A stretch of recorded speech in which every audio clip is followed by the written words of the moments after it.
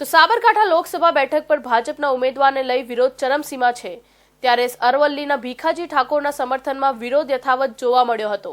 મોડાસામાં જિલ્લા કમલમ કાર્યાલય ખાતે ભીખાજી ઠાકોરના સમર્થકોએ વિરોધ કર્યો હતો। ભીખાજી ઠાકોરને ટિકિટ આપવા સમર્થકોને ઉગ્ર માંગ કરી હતી।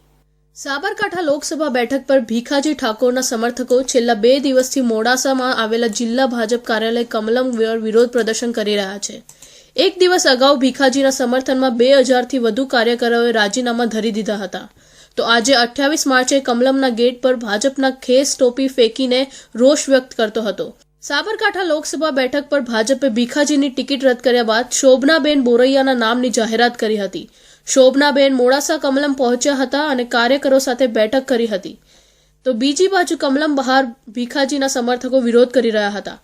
ભીખાજી ઠાકોરના સમર્થકો ભાજપના કાર્યકરોએ કમલમના ગેટ પર પહોંચી ગયા હતા, જો કે તેમને અંદર પ્રવેશ આપવામાં ન હતી આવ્યો। આ બાદ કાર્યકરોએ ગેટ પર જ સૂત્રોચ્ચાર સાથે ઉગ્ર વિરોધ કર્યો હતો, જેને લઈને શોભનાબેન બોરૈયા સમર્થકોથી ડરીને કમલમના પાછલા દરવાજેથી ભાગી ગયા હતા। પોલીસ દ્વારા નારાજ કાર્યકરોને સમજાવવાનો પ્રયાસ હાથ ધરવામાં આવ્યો હતો।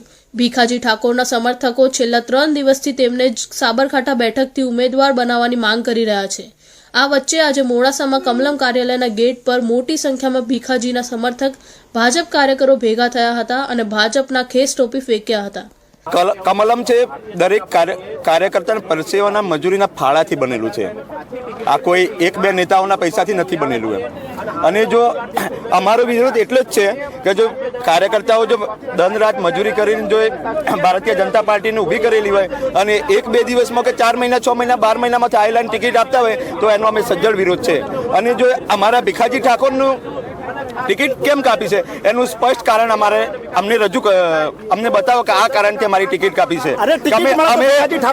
અમે આયાતી ઉમેદવારને ક્યારેય સ્વીકારવા માટે તૈયાર નથી। જનતા પાર્ટીએ પહેલા ભીખાજી ઠાકોરને ટિકિટ આપી હતી અને એમને પ્રચાર કર્યા પછી 9 દિવસ પ્રચાર કરીને જે ટિકિટ પાછી ખેંચી છે એના સમર્થનમાં અરવલ્લી કાર્યાલય આવી પહોંચ્યા છીએ અને ભારતીય જનતાના એક નાનો પાયાનો કાર્યકર્તા છીએ અને અમને જો કમલમના અંદર ઓફિસમાં પહેવા નથી દેવામાં આવતા એનો અમને સખ્ત વિરોધ કરીએ છીએ।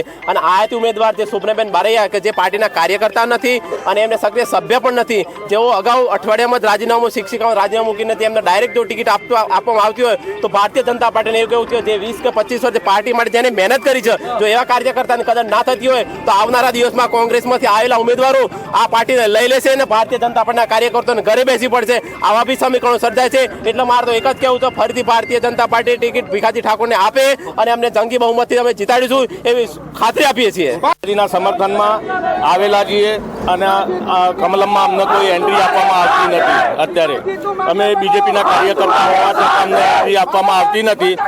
એના માટે અમે અહીંયા શું ષડયંત્ર રચાઈ રહ્યું છે એ જાણવા માટે આવ્યા છીએ। બીજું કે જે તે પહેલાં ટિકિટ આપીને ટિકિટ પરત લીધી એનું કારણ જાણવા માટે આવેલા છીએ અને જો આ ટિકિટ ફરીથી નહીં મળે તો આનું ઉગ્ર આંદોલન થશે અને ઇલેક્શન બહિષ્કાર થશે અને આનું પરિણામ ભોગવવા માટે બીજેપીને તૈયાર રહેવું પડશે આગાડી।